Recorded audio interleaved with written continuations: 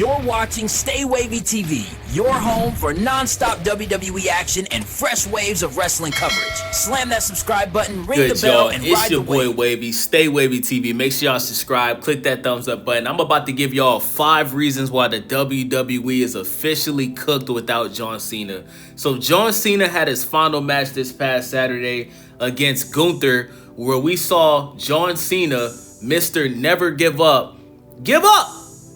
Triple H booked the greatest wrestler of all time who said from day one, never give up. He gave up and he tapped and he smiled while he tapped. I'm gonna tell y'all something, bro. When I saw John Cena crack that smile in the ring as he was getting choked out by Gunther, that's when I knew that John Cena didn't want his last match to go like that. But if you watch John Cena's interviews leading up to this match, he made it very clear that he does what he's told. When it comes to his matches and how they get booked, he does what he's told. He doesn't push back on what the booker wants. At this time, the booker is obviously Triple K, Triple H. Hunter Hearst Helmsley, you know what I'm saying? Hunter, right? But John Cena's father came out a couple of days before Saturday, right? The last match. And he said that he doesn't want Gunther to be his son's final opponent. And he damn sure doesn't think his son should lose to Gunther. He brought up the fact that John Cena has already put over so many younger stars in the past, right? He obviously put over Cody Rhodes at SummerSlam when Cody Rhodes got his title back. And just 2 years ago, he put over Solo Sikoa. Solo Sikoa, who I believe at the time was still in his 20s, beat John Cena at, I believe it was WrestleMania, right? So Gunther, who's 39 years old, turns 40 next year, is already a 2-time Intercontinental Champion, a 2-time World Heavyweight Champion that retired Goldberg earlier this year, right? He didn't need to be John Cena's final opponent, and he damn sure didn't need to tap out John Cena. So the first thing that they did wrong was booking John Cena's last opponent to be Gunther. Triple H is so desperate to make Gunther the next big heel star that he's just doing anything to make the fans look at him as something that he's not. Triple H, your experiment, it failed. It failed so bad that when you came out after the match, the fans were saying that they want Vince McMahon back. Everybody knows that Vince McMahon, in his final 5 years running the company, it was horrible. It was some of the darkest years in WWE history, and somehow in 2025, Triple H has surpassed that. So, let's get into the first reason why the WWE is cooked after John Cena retired this past Saturday. Number 1, a lack of young stars. When you look at the top talents in the company, everybody's old. Seth Rollins, I think he's in his late 30s, he's about to be in his 40s. CM Punk is in his 50s. Roman Reigns is in his 40s. Cody Rhodes is in his 40s. Gunther is 39, turning 40 next year. There's no young stars in the company. Roman Reigns is about to retire in 2 years to become a full-time actor. He's already a part-time wrestler because he has leukemia and he can't wrestle full-time anymore. So you're only going to see Roman Reigns, maybe once or twice every other month. Brock Lesnar. John Cena leaked that Brock Lesnar is retiring next year at SummerSlam. We already know Triple H is probably going to book Gunther to retire Brock Lesnar, because apparently Gunther is the man that retires everybody, right? Like Gunther is Randy Orton 2.0 according to Triple H. He's the legend killer 2.0, right? Or should I say the legend retirer? So that's the first reason. You don't have any young stars. And the talent that does have the potential to be stars, Triple H is not booking them properly. And that's my second reason. Bad booking of young stars. Bad booking of young stars. Carmelo Hayes, former NXT champion, was one of the top picks in the WWE draft.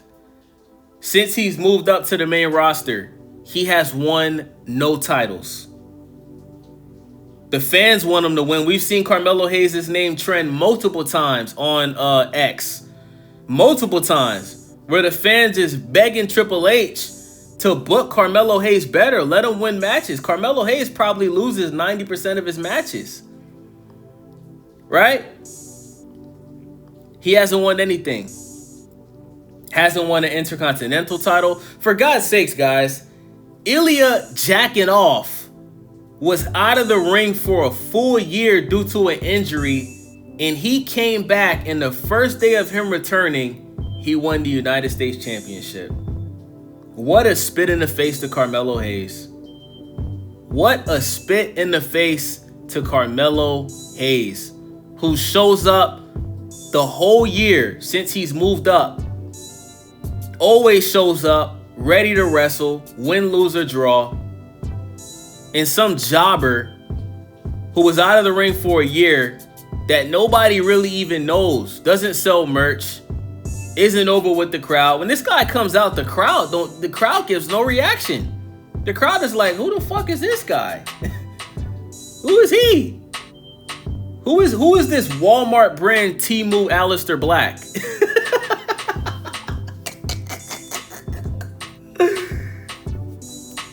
Poor booking of the younger stars. That's number 2. Number 3, bad storylines. How many times this year have we seen a match get interrupted by a masked man wearing a hoodie? Jade Cargill was attacked. We didn't know who that was until months later. We found out it was Naomi. Right? Masked man shows up at Survivor Series, attacks CM Punk and helps Braun Breaker pin him or whatever. Right? On the following episode of Monday Night Raw, we don't know who it was. Jacob Fatu gets attacked before his match with John Cena, right? Obviously, he had some type of out of the ring, I think his teeth, something with his teeth he had to get done, right? But, I mean, how many times have we just seen a match, whether it's on Raw, SmackDown, or a PLE? How many times have we seen a main event match get interrupted? Like, think about this, guys. Obafemi, and this brings me back to my point, right? Obafemi, bro, he came out at Saturday Night Main Event, and the crowd was doing the Obafemi chant as he was doing the 1-2 step to the ring. That lets you know that the fans are so fed up with the garbage that they're watching on Raw and SmackDown. A lot of fans are just watching NXT now because Shawn Michaels does a much better job than Triple H as the booker. Obafemi has the potential to be a superstar, but Triple H isn't going to book him properly. I'm going to go ahead and throw that out there. If Triple H is still running things when Obafemi finally moves up to Raw or SmackDown, I don't see Triple H turning this guy into a superstar. That's why we call him Triple K. What black male talent has Triple H helped get over on the main roster? He treats, bro, the way he treats the Samoan wrestlers is how he should treat the black wrestlers. But I guess in Triple H's mind, I guess he thinks the Samoan wrestlers are black. Let Triple H tell it, Jacob Fatu's black. I mean, they do act like they're black, right? I mean, we got to be honest, but I mean, come on now. Let's be honest. Obafemi looked dominant against Cody Rhodes, man. Threw his ass onto the table like a little baby, split his ear open. And what happens? The match gets interrupted by Drew McIntyre. Guys, we've seen Cody Rhodes versus Drew McIntyre 100 times in less than a year. How many more times do we have to see Drew McIntyre have some type of feud with Cody Rhodes? How played out is this? How played out is this, guys?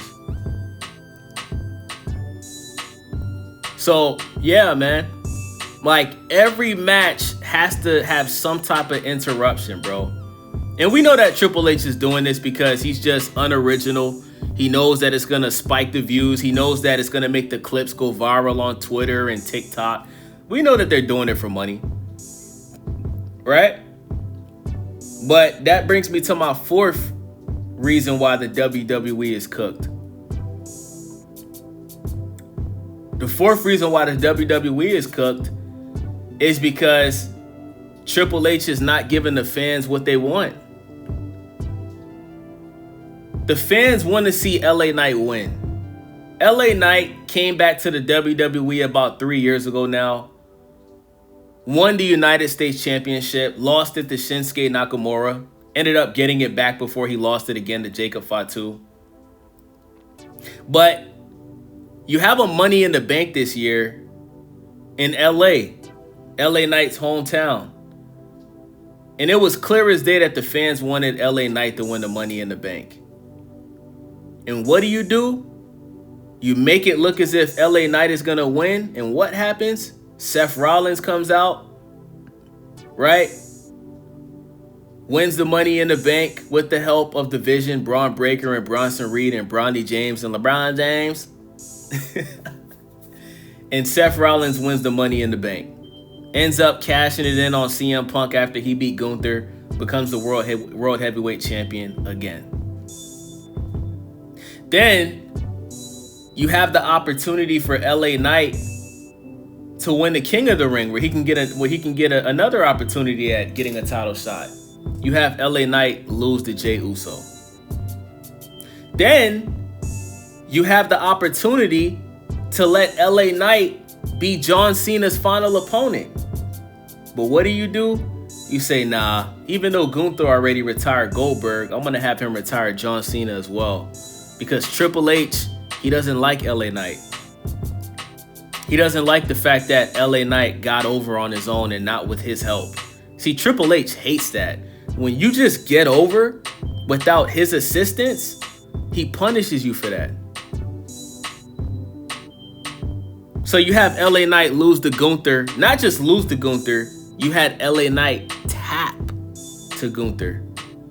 And Gunther becomes John Cena's final opponent. Then, to make it even worse, on the following episode of Monday Night Raw, you have Bronson Reed's 400-pound big ass. Like, bro, how are you 400 pounds and 5'10"? That's insane. You look him up on Google, the WWE is lying saying Bronson Reed is 6 feet tall. Bronson Reed is the same height as Carmelo Hayes, bro. That man is not 6 feet tall. You have Bronson Reed tsunami LA Knight while he's laying on top of a vehicle. You bury LA Knight and write him off of TV. You guys aren't going to see LA Knight until the Royal Rumble. And if you don't see LA Knight at the Royal Rumble, that means that LA Knight is going to AEW. I already made a video about that. Go on my channel and check it out. I broke down how LA Knight is either going to leave the WWE and go to AEW, or he's going to come back at the Royal Rumble and hope that Triple H lets him win the Royal Rumble. So, the wrestlers that the fans want to see win, Triple H isn't giving the fans what they want. And if you're not giving the fans what they want, you're going to run the fans away. That's why SmackDown, not too long ago, had under 1 million views. Monday Night Raw had all-time low views on Netflix, the biggest streaming platform in the world. When Raw debuted on Netflix, they had 6 million views. Now they're barely averaging 2 million views. Raw wasn't even in the top 10 of the most watched show on Netflix last week. How is John Cena on a retirement tour leading up to his final match and Raw's not even in the top 10 for the most watched shows as far as views? Unbelievable. So, my fifth and final reason why the WWE is cooked without John Cena is there's not gonna, bro, with Triple H running the show, Roman Reigns is gonna be the last superstar in WWE history. If Triple H keeps his job going into 2026, it's over. Triple H does not know how to develop superstars. See, as of right now, the person that you see that he's trying to make into superstars is Braun Breaker and Jade Cargill. Right? Sol Ruka as well, right? He had Sol Ruka pin Bailey. Shout out to Sol Ruka. She did a great job, right? But let's talk about Braun Breaker. Braun Breaker, as of right now, doesn't have all of the tools to be a superstar. Yeah, he's athletic, in good shape, has muscles, right? But he's lacking character development, right? His mic skills aren't good. I do appreciate the fact that he's working on it. You look at the past 2 weeks on Monday Night Raw, he's clearly trying to get better at cutting promos, and I appreciate that. But everything about Braun Breaker on the mic, he's just stealing his Uncle Scott Steiner swag, bro. He's trying to be Big Papa Pump, Scott Steiner. And if that's the case, change your name to Braun Steiner.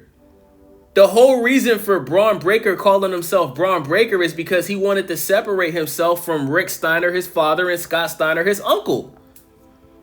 When I first started watching wrestling again 4 years ago, I didn't even know Braun Breaker was Scott Steiner's nephew until I seen the video on YouTube of him sitting doing an interview with Scott. I was like, oh shit. I was like, Braun Breaker is Scott Steiner's nephew? I was like, wow. But guys, even if you go look at Braun Breaker's promos on NXT, right? There's one promo that he cut where he had a promo that he did with Carmelo Hayes, right? It was Braun Breaker. He was standing, I think he was standing inside of the ring and Carmelo Hayes was outside. They were going back and forth. And Braun Breaker, like the crowd just was super dead, bro. Because Braun Breaker, he's just not good on the mic. And I think it has a lot to do with his voice not matching how he looks. Like when you look at Braun Breaker, he looks like a very intense guy, right? Like he looks like a typical roid head, right? But his voice, it cracks a lot. He has a very light voice and it tends to be a little squeaky and his voice cracks, right? So when you see him screaming and cursing and telling CM Punk he wants to bang his wife, you know, he's doing that to make himself come off as more intimidating because he knows his voice, it doesn't match how he looks. But my whole thing is, bro, is I think Braun Breaker should just work on being himself, bro. Just be you, you know? Stop trying to be your uncle. Because Scott Steiner has actually called out Braun Breaker for stealing his shit. He said, yo, my nephew steals from me all the time. You know what I'm saying? But I just don't think Braun Breaker's that guy. You know who is that guy, though? Obafemi. Trick Williams. See, a lot of people, they think that Obafemi is the guy, but I think Trick Williams. And so if we're talking about potential, I think out of all these young wrestlers, Trick Williams has the most potential. Why? Bro, he has all of the tools to be a superstar, bro. Great theme song. Whoop that Trick. When he comes out, the crowd gets hyped up. Great on the mic, natural on the mic. Nothing about Trick Williams on the mic seems forced. Everything about Braun Breaker on the mic is forced. Trick Williams is natural on the mic, bro. He can be a baby face and he's an even better heel. So you got a guy that can be a baby face and you got a guy that can be a heel. He's funny on the mic, can crack jokes, can make you laugh. And he's clever. You know what I'm saying? He's witty with it. You know what I'm saying? And he's good in the ring.